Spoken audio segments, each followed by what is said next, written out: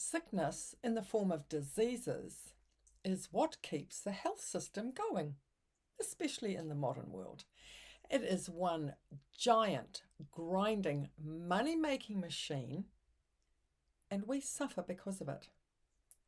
So, what's behind the health system? Let's do the intro.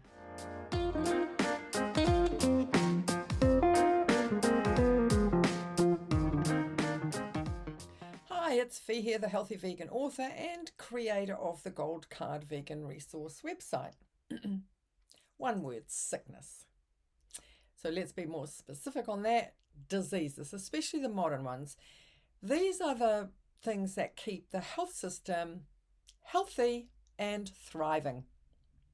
Now, I'm sure most people know that pharmaceutical companies are making a truckload of money from sick people.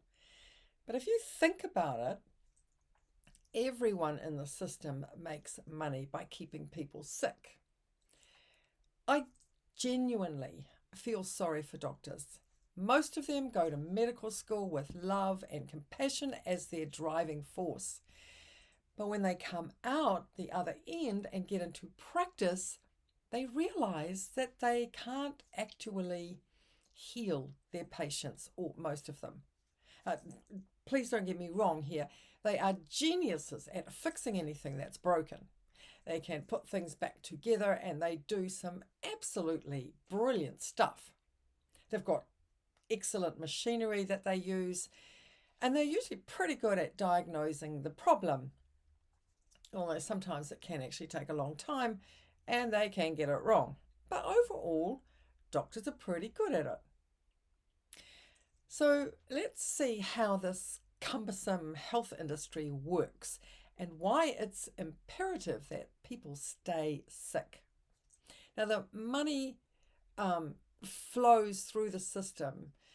It keeps us locked into a disease-ridden lifestyle. So where does that money go? I've made a bit of a list here. So you've got the pharmaceutical companies, and let's face it, they're at the top of the pile. Then, in no particular order, the medical device companies, the pharmacy or the chemist, physical therapists, weight loss clinics, nutritionists, lab companies, the laboratories.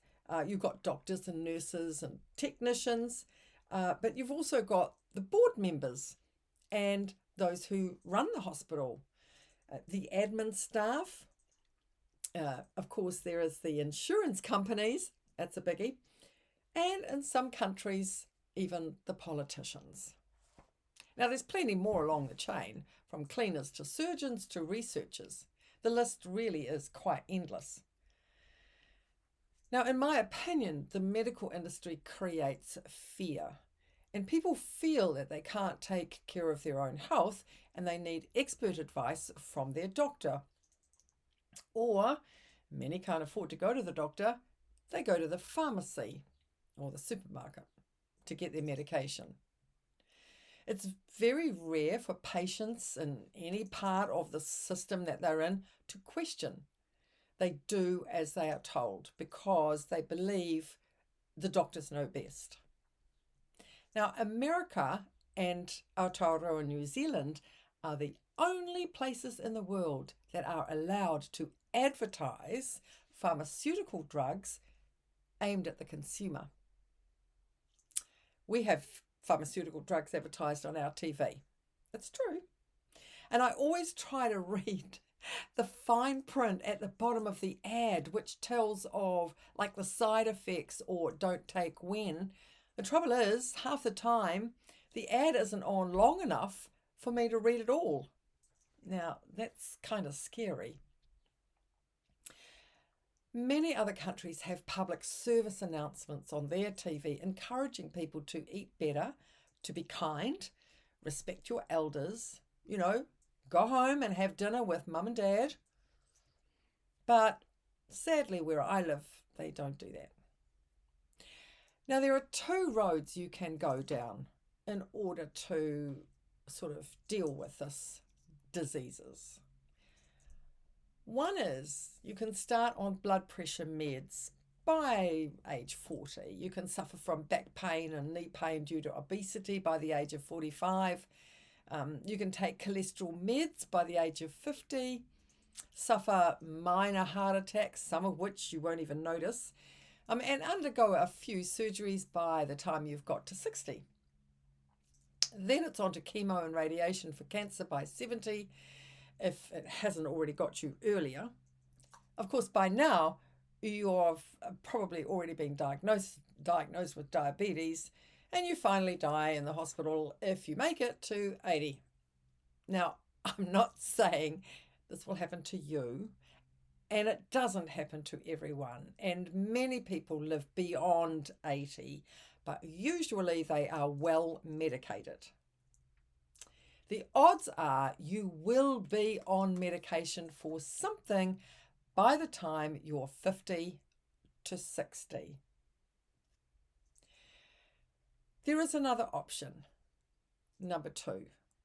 You can go through your life with only occasionally needing your doctor, like if you've cut yourself or you've broken your arm or something.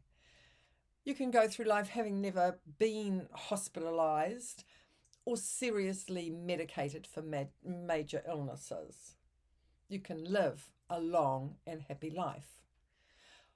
All you have to do is make sure you keep your body moving, exercise it. You start to cut out sugar and processed foods and animal products. Drink plenty of water and focus your diet around unprocessed whole plant foods, vegetables, fruits, legumes, whole grains, nuts and seeds. Also, keeping a positive attitude and being kind to others.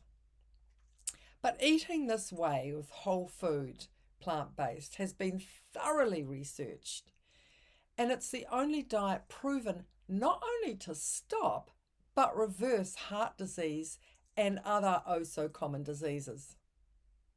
But you see, it's not taught or pushed in the medical industry because it's not a moneymaker. Start today to shift to a whole food, plant-based way of eating. Your health will thank you for it.